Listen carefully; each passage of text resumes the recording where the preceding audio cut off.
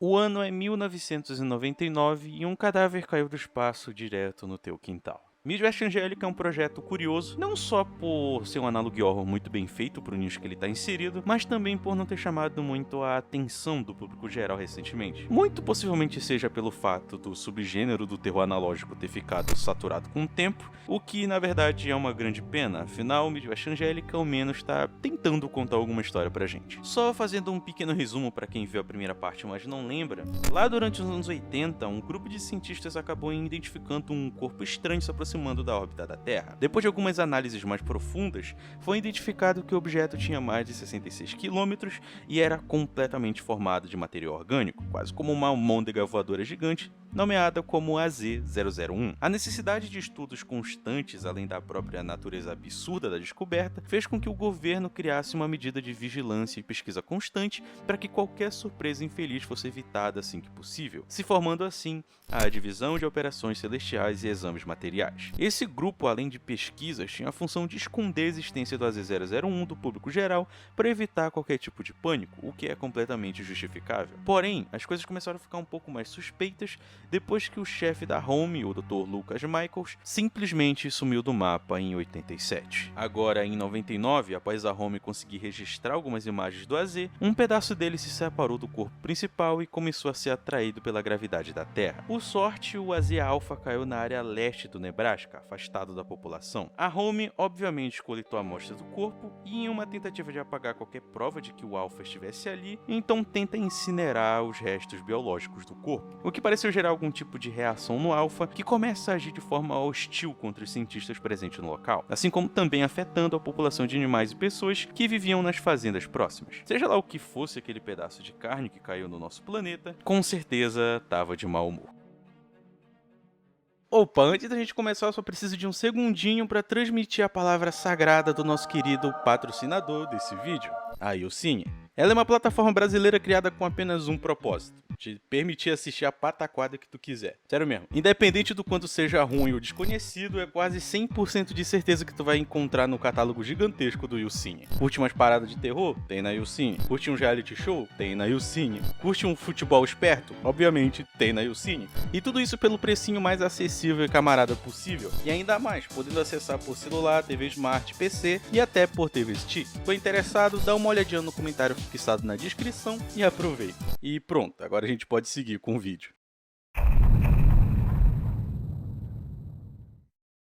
Sobre o resultado da tentativa de queimar o Alpha e a possível infecção provocada por ele, a gente pode ver melhor no vídeo Starkill. Ele se apresenta como sendo propriedade do grupo de xenobiologia da Home, e só para quem não sabe, a xenobiologia se dedica em estudar sinais de vida fora da Terra. Não alienígenas gigantes, mas algumas amostras de bactérias e germes encontrados em missões espaciais. Dessa forma, o grupo em questão fez esse vídeo como uma forma de atualizar os companheiros sobre o contágio causado pelo Alpha, e curiosamente, para fazer isso, eles então decidem injetar parte das amostras em 3 cobaias diferentes. As amostras aplicadas em um cervo e um coiote não apresentaram quase nenhum sinal de mutação, mas, por algum motivo, a amostra aplicada em uma cebola, além de apresentar avanços no desenvolvimento da infecção, também serviram como forma de compreender como o contágio afeta as células.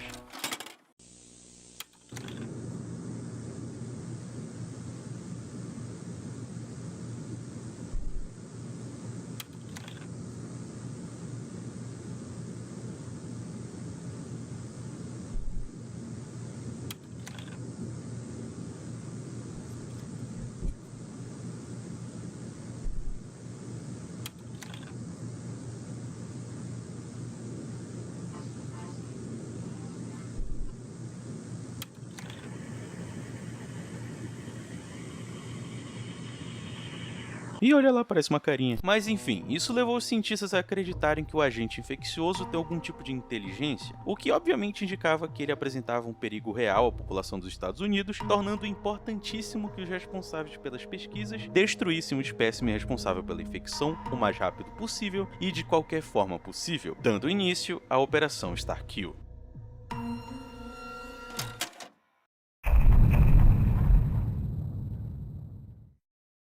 Esse vídeo é uma parte de 2 fitas que foram encontradas dentro de uma casa do Nebraska. No começo, um texto diz que vai apresentar o vídeo apresentando a atividade de 2 policiais que foram misteriosamente mortos no cumprimento do dever. O vídeo só vai ser apresentado pra gente mais pra frente, porém mesmo assim algumas informações são confirmadas. É dito que na mesma época, um alerta de desaparecimento foi transmitido repentinamente, no entanto, as 3 pessoas nunca chegaram a ser encontradas. Coincidentemente, na mesma semana, o departamento de polícia de Long Pine recebeu uma ligação estranha, vinda de uma pessoa que não quis se identificar, relatando algo igualmente estranho. 911, please state your emergency. I'm at 876 Pine Lane in Long Pine, right next to the church. No, I can't really say for certain, but there's some kind of sacrifice going on.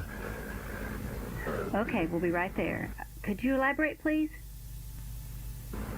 Yeah, it's a human sacrifice. I hear screams. It seems to be like a pagan ritual or something of the sort. Okay, just hold tight. We'll be right there. Please stay on the line. Com essa ligação, obviamente um oficial foi mandado para o local indicado, e bom, foi isso aí que ele encontrou.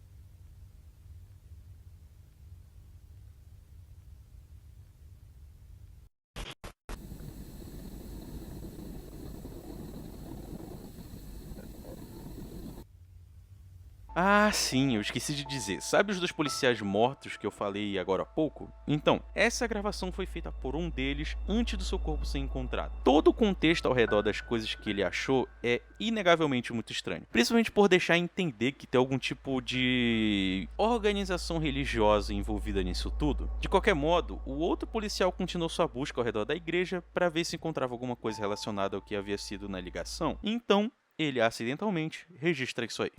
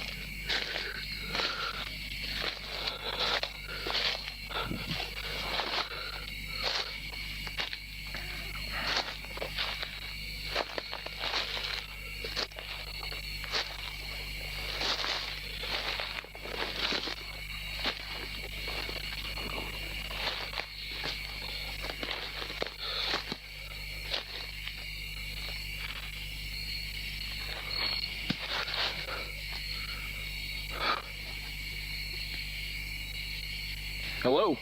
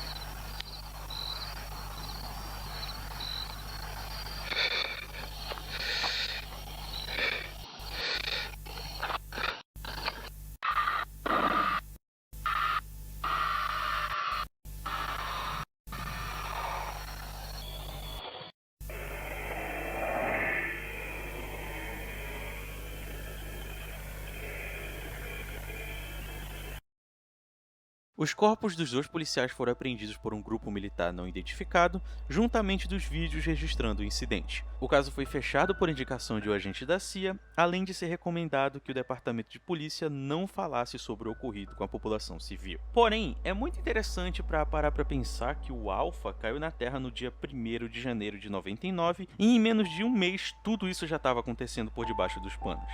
É claro que o que mais chamou a minha atenção foi justamente os simbolismos religiosos apresentados. O texto encontrado pelo policial deixa entender que esse grupo acredita que o contágio é algum tipo de bênção, tanto que aquela árvore de corpos é referenciada nos textos como um altar. E no meio disso tudo, talvez o que eu mais acho legal é o fato de se referirem a um corpo espacial como um infinito encarnado, porque, convenhamos, é um título muito bom. Aliás, só para sanar tua curiosidade, a ordem dos eventos pode ser dividida mais ou menos assim. O Alpha cai na Terra em 1º de janeiro de 99, os eventos que a gente viu lá em Starfield Range acontecem no dia 16 de janeiro de 99 e também, após isso, muito possivelmente, é iniciada a Operação Starkill para eliminar o contágio. Agora, isso que a gente viu nesse vídeo aqui, os policiais mortos e a religião, aconteceram no dia 11 de fevereiro de 99. Então é mais ou menos isso daí. E eu não coloquei as coisas antes, como a descoberta do corpo, porque, né, enfim. Depois eu faço uma linha do tempo melhor, sei lá, foda-se.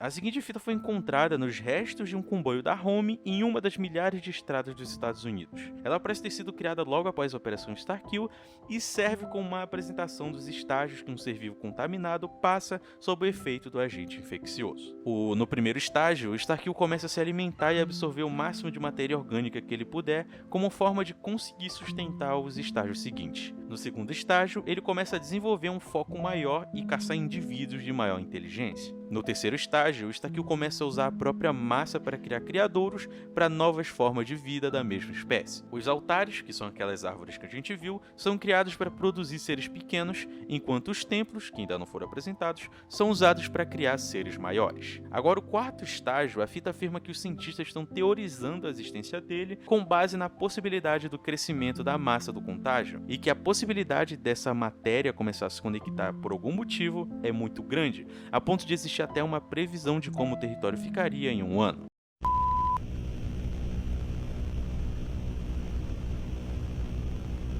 É claro que essa divisão entre tipos e descrição de um comportamento é extremamente clichê e a gente já viu disso a dar rodo durante toda a nossa jornada nesses anos, assistindo todo tipo de analogia. Então, toda essa história de criaturas alienígenas absorvendo material biológico para criar outras criaturas tá bem dentro da nossa zona de conforto e, honestamente, até me lembra um pouquinho Vita Carnes, ao menos até certo nível. Como é visível que os criadores de Midwest Angélica realmente possuem um plano para a narrativa, eu vou ousar fazer uma teoria que, na verdade, não é exatamente uma teoria, mas sim uma observação. É importante frisar que o motivo da fundação da Home foi a descoberta do corpo espacial lá no finalzinho dos anos 80. Um corpo especificamente descrito como sendo um cadáver. Tanto que a própria impossível. Tanto que a propaganda do Midwest Angélica também especifica esse fato lá naquele sloganzinho que eu até citei no começo do vídeo. O AZ Alpha, por outro lado, seria só um pedaço que se desgrudou desse cadáver e caiu na terra espalhando o contágio que a gente tá vendo. Então existem duas possibilidades nesse cenário. O primeiro é que o corpo pertencia a algum tipo de vida alienígena estranha e o lançamento do AZ na Terra possa ser uma tentativa de propagar uma nova geração da mesma espécie, basicamente como fungos fazem, tirando a parte de morrer no final.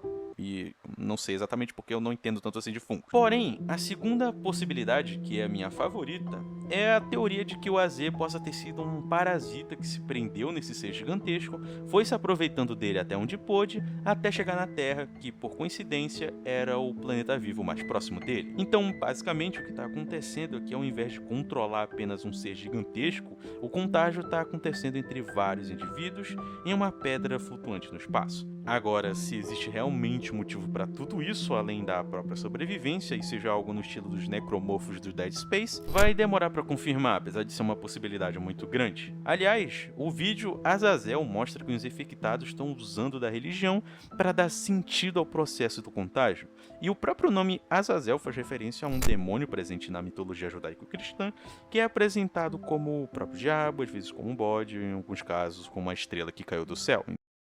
Então, tem muitas coincidências nessa história toda. Bom, vamos partir agora para o último vídeo, Phantoms.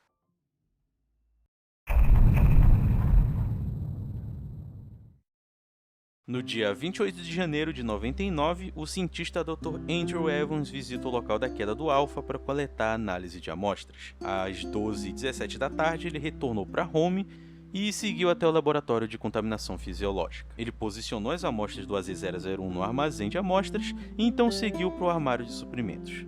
É dito que ele passou mais tempo do que deveria no local antes de colocar um galão de água no bebedouro do escritório. Ele encheu 2 copos e então seguiu até o cubículo de outro cientista chamado de Dr. O'Connor, com quem teve uma breve conversa. Hey, I brought you some water.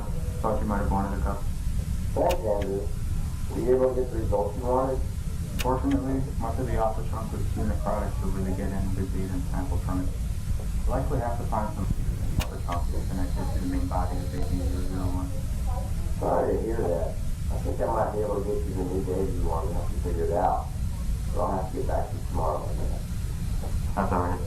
We can discuss more about it tomorrow after the meeting. O Dr. Evans então segue para sua mesa e não interage mais com ele.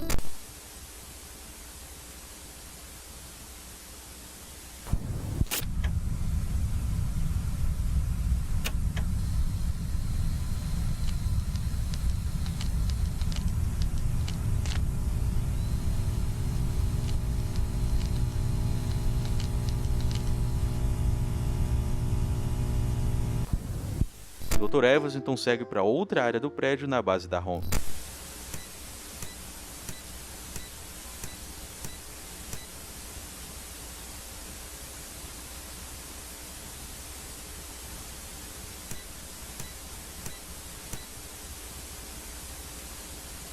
O prédio inteiro entra em modo de contingência e barulhos de tiro são ouvidos.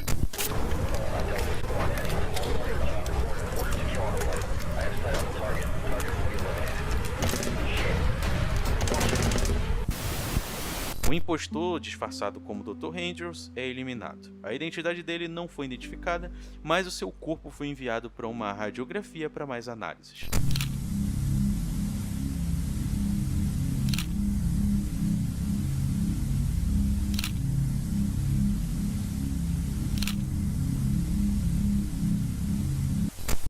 O Dr. O'Connor não foi encontrado para mais entrevistas.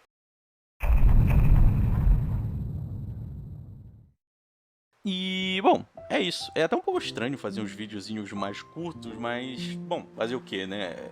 A gente tem que se adaptar um pouquinho. Principalmente porque, honestamente, eu realmente queria trazer Midwest Angélica de volta, porque depois de fazer aquele primeiro vídeo acho que ano passado, eu jurava que Midwest Angélica ia terminar, porque eu não vi mais nada sobre ele, eu não vi ninguém falando por muito tempo e não lançavam episódios novos, então só larguei de mão. Então foi basicamente pra minha surpresa quando eu vi em um canal gringo aí os caras falando disso e eu vi eles citando outros episódios, então foi aí que eu percebi que, né, o Midwest Angélica ainda estava vivo e ainda estava lançando, tanto que eles até fizeram um videozinho de agradecimento à galera que tá apoiando eles no Patreon, eu acho. E tem uma propaganda pra segunda parte. Então, teoricamente, esse vídeo, o Phantoms, ele é o último dessa primeira parte, né? Porque, pelo que eu entendi, não vai ser temporadas, mas vai ser partes, enfim.